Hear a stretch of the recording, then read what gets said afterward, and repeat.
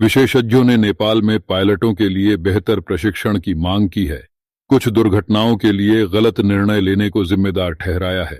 नेपाल के नागरिक उड्डयन प्राधिकरण ने कहा कि भूभाग या बाधा से टकराना मुख्य जोखिम है। नेपाल में 18 लोग मारे गए जब राजधानी काठमांडू के मुख्य हवाई अड्डे से उड़ान भरते समय एक छोटा यात्री विमान दुर्घटनाग्रस्त हो गया, जिससे एक बार फिर हिमालयी देश के हवाई सुरक्षा के खराब रिकॉर्ड की ओर ध्यान आकृष्ट हुआ। यहां देखें कि नेपाल, जहां वर्ष 2000 से अब तक हवाई जहाज या हेलीकॉप्टर दुर्घटनाओं में 360 से अधिक लोग मारे गए हैं, विशेष रूप से अतिसंवेदनशील क्यों है। भारत और चीन के बीच स्थित स्थलरुद्ध नेपाल दुनिया की 14 सबसे ऊंची चोटियों में से 8 का घर है और इसके विमानों को अक्सर दूरदराज की पहाड़ियों में या बादलों से ढकी चोटियों के पास स्थित छोटे हवाई अड्डों पर सेवा देनी पड़ती है। भौतिक बाधाओं के अलावा भूभाग में अचानक मौसम परिवर्तन भी हो सकता है, जो हवा की गति और तीव्रता को प्रभावित करता है, जिससे नेविगेशन मुश्किल हो जाता है।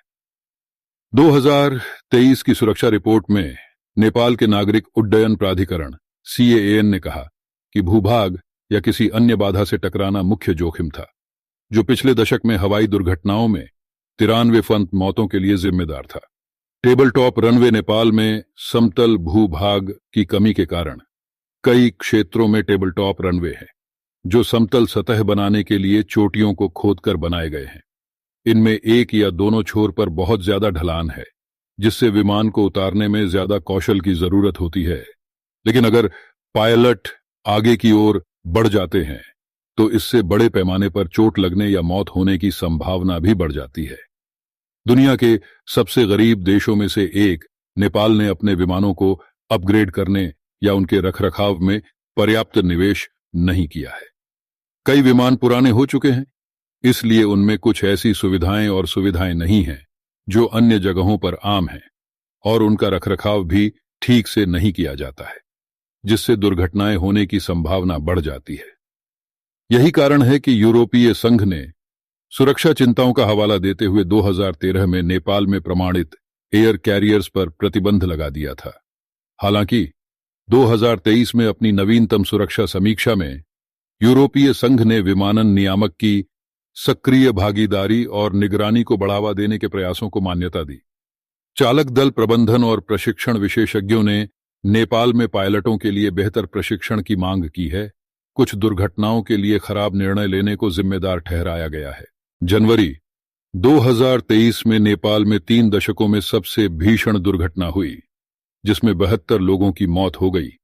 और उदाहरण के लिए, पायलट को मानक संचालन प्रक्रियाओं के बारे में जानकारी न होने के कारण विमान की पावर को गलती से काट देने के कारण दुर्घटना का दोषी ठहराया गया।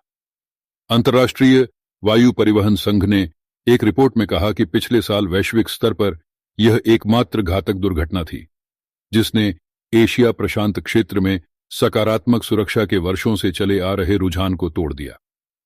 अधिकांश देशों में विमानन सेवाओं और विनियमन को अलग अलग एजेंसियों द्वारा नियंत्रित किया जाता है, लेकिन नेपाल में नियामक CAAN एयरलाइनों को नियंत्रित करता है और हवाई अड्डों का प्रबंधन करता है।